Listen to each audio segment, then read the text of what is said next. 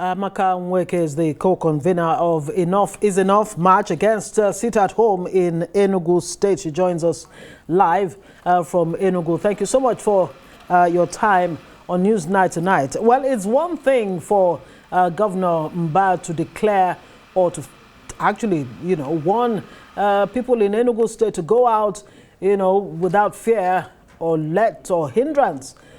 But is he providing the right security, the confidence to give, for these people to actually go out and do their business without any fear?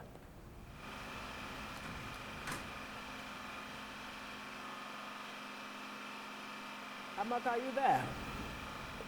Okay, looks like Amaka Nweke. Can you hear me? Yes, I can hear you. Okay, my question was, simply, it's one thing for the governor to say, look, go out there, do your business, don't be afraid.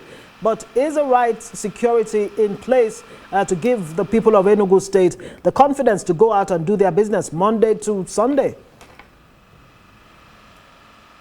I must tell you, the governor have provided security.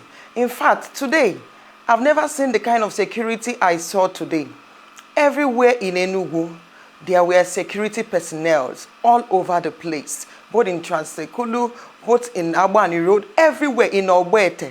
So the governor is out to make sure that the lives and the properties of people are secured. He is doing so well because a governor cannot just come out to tell people to come out without providing such thing. It's not done. So I believe he has done everything possible on the groundwork to ensure that the lives and the property of people are secured. So I must commend what he did today because there were security all over the place today as we did our peaceful march against sit at home. Right. Amaka, now you've said the governor has provided security, yet there are feelers that citizens still don't feel safe enough to go out there. Do you think more needs to be done? I think the problem is fear of the unknown. Fear has this power when it is instilled on people.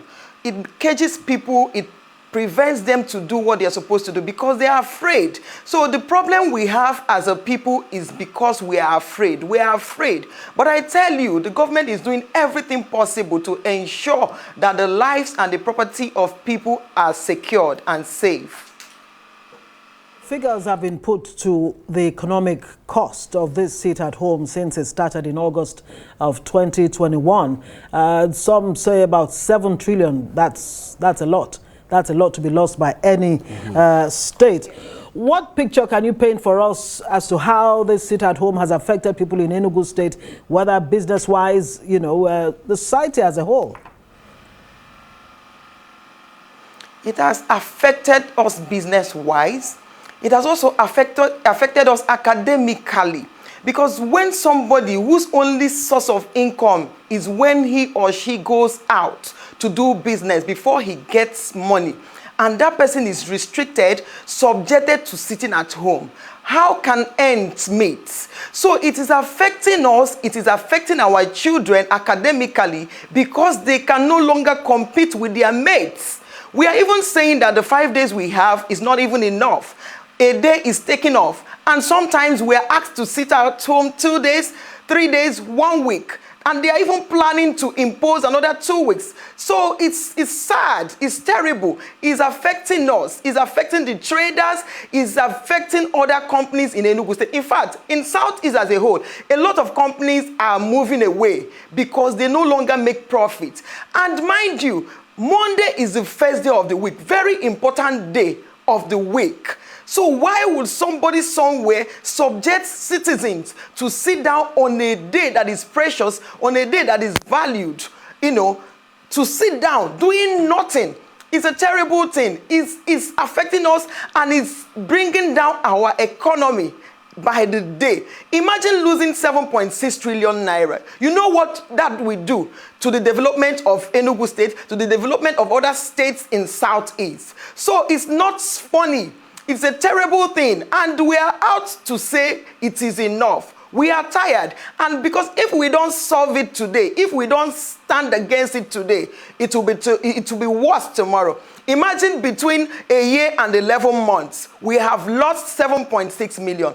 What are we going to lose in the next few months to come? So it's not good for us. It is actually making us to be underdeveloped. The government need funds because they generate revenue from some of these companies, from some of these things people do. And also, you cannot expect somebody to pay tax to generate revenue from somebody when the person does not go out to do business. It is when they go out to do business, then they will be able to do the needful as their corporate social responsibility. So it is saddened that we are dancing to this tune. Amaka, well, we appreciate your position tonight, but then it's important to also know that discussing the problem is just half measure.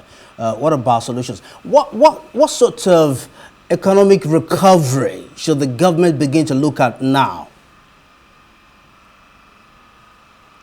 Yes, as they have started to tell the people the implications of sitting at home the more is a good move. So it is part of the recovery because our people have come out to say they are no longer sitting at home. So business have started. Even today, I was in New Haven Market, I was in Nweke, and people have started opening. So it's a gradual thing. I believe because of what we did today, a lot of people who are still afraid will come out today. And this is what we help the government to recover. A government cannot be talking about increasing their GDP when things are shut down. It's not done. So with what we have done today and with what the government is doing, because I must commend what the, Governor Peter Mba is doing in Enugu State, because it will take this kind of force to bring us out of what we have found ourselves in. So it's a way of recovery because people have already realized the effects and the negative impact of sit at home because it has not done us any good.